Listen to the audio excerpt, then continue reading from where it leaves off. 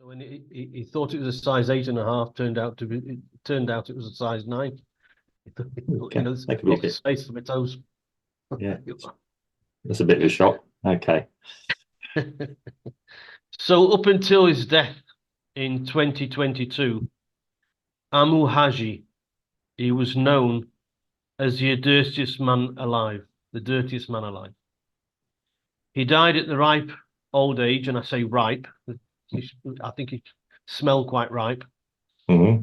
Of 94 years old in his village of Deja in the province of Fars in Iran. Ah, okay. So how dirty was he? Let's find out. Yeah, here we go. He hadn't had a bath for over 60 years. Not even a wet flannel, if you like. Yeah. And he lived out in the open, in a hole in the ground, Mm. eating roadkill and rotten porcupines. He drank 5 liters of water a day from a rusty can. His favourite pastime was smoking animal dung in his pipe. Okay. So if somebody says to him, "What are you smoking?" and he says Camel, he's not on about the Reynolds, TJ Reynolds company. Yes, yes. The villagers once tried to take him to the river to wash him, but when he realised where they were going, he jumped from the car and ran off. A little Mm. bit like a dog going to the vet. When he realised it, Yeah. he was get out of there. It, it wouldn't surprise me if in the film The Life of Brian, Mhm. the old guy Yeah. who was on a vow of silence, Yeah. who lived in the hole in the. Mm. It wouldn't surprise me if they modelled that character Yeah. of this guy. Yeah. Anyway, the villagers eventually managed to give him a bath at a Mm. local facility, and that was his fatality because 2 months later he died, Mm. So, 94. Mr. Haji, not surprisingly, was not married, mm. and he had no family to speak of, or that would admit to being his family, I should Mm. imagine. Yeah. No close And relatives, quite literally. Yeah. yeah, but until his last 2 months, he was a very healthy person in spite of his Mm. chosen lifestyle. He was a very Mm. healthy guy. Yeah. It's disputed as to who holds the world record for the longest time without having a bath Mm. or showering. You Mm. look them in the both. Several people put their names forward for this not to be sniffed at title. It it, it was rumored that even my ex-missus, she sent my name off to the Guinness Book of Oh, Records. okay. Yeah. I That's, got. Yeah. that's Yes. I got to talk about that. The Brazilians at the moment in a minute. Yeah. Yes. A previous record holder came from India. Yeah. What a surprise there. His name was Kailash Singh, Mm. a 67-year-old. He didn't watch for a mere 39 years, so obviously he's a lightweight. But also he's got the rest of his life in front of him, so he might be able to break that 60-year record of our friend Mm. Amou Haji before he died. So no singing in the bath. No, it was just singing, just singing. Yeah, Yeah. that's a good one. That Yeah. sing, good Yeah. one, good Yeah. one. Yeah. Just tweaked on there. Yes. So there you have it. This is celebrity, although unfortunately he's died. Mm. But this is celebrity number 37 of Okay. uh, of our podcasts, and just to show you how the other half live. Yeah. Okay. And the thing is that I'll never ever look at the skid marks in my underpants in the same way ever again. Okay. Yeah. Over to you. Yeah. Well, thank you, Images. Just yeah, we record this just before dinner. Thank you, Steve. That's Yeah. put you on put you on a diet. Yeah. Yeah. I won't be able to look at the Vajam in the pan at the moment with that image. Yeah, now it's interesting. Yeah, your missus had to go to you about about your cleanliness. I mean, let's just face it. We go for 6 hours without a bath here, and our Brazilian spouses think that's too long. Yeah, Brazilians are just obsessed with showering every half hour, I think. Yeah, in Europe, it's the average. We might have a shower once every 2 days. You know, here in Brazil, it's at least twice a day, almost. When I was a kid, Yeah. I remember we had bath night, which was once a week, Yeah. where we had a bath. You know, Yeah, the rest of the time was a flannel around the neck, behind the ears, Right. in the important little places. But of course, we were kids, so Yeah. I thought you were going to tell me it was in the tin bath in front of the fireplace, you know. But it may well have been when I were a a lad, long time ago. yeah. Monty Python again, never Monty Python reference, you know, the 4 Yorkshiremen. When I were a lad, now yes, it is a kind of interesting to hold. Yeah, how do you prove it? I mean, you know, you couldn't have a Guinness Book of Records guy wandering around all the time, and you know, so he hasn't had a bath so many years.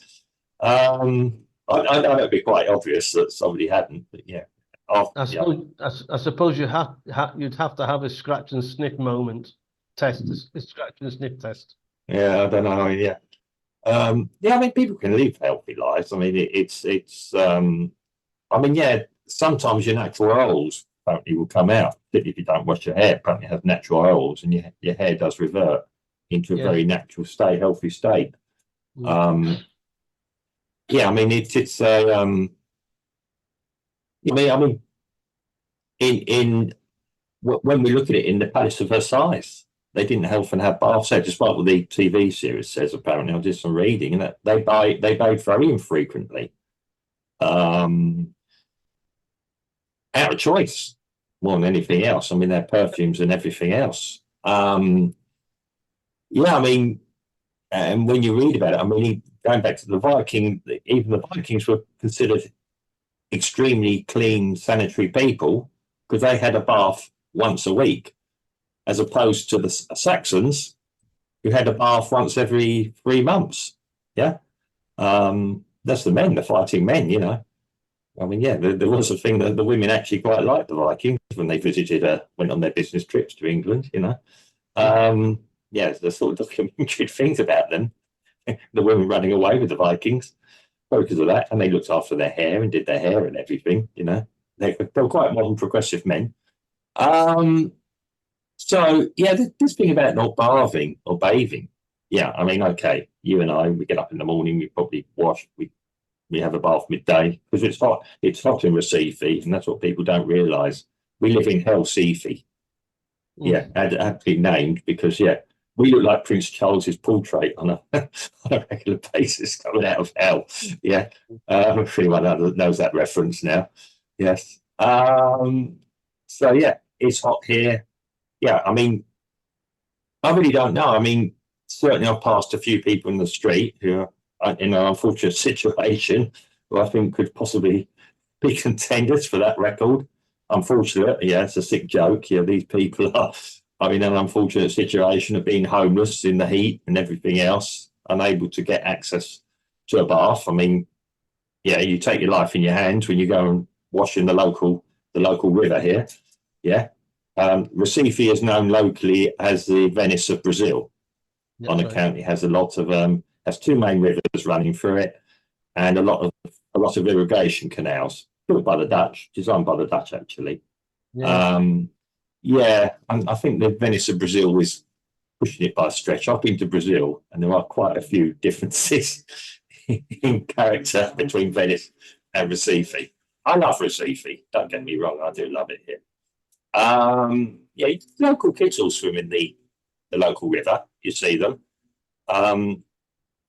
I made the point during the COVID, you know, don't tell me these kids are going to get COVID. I see where they swim. They must be immune to just about anything. Everything. Yeah. Everything. Yeah. So yes, I mean, joking aside, They're they're the kids of the 1960s in the UK, where Yeah. kids were left to play in the muck Yeah. and do dangerous things, swinging off trees. Mm. That's what the youngsters here are doing these days. Whereas Yeah. in the UK these days, Well, yeah.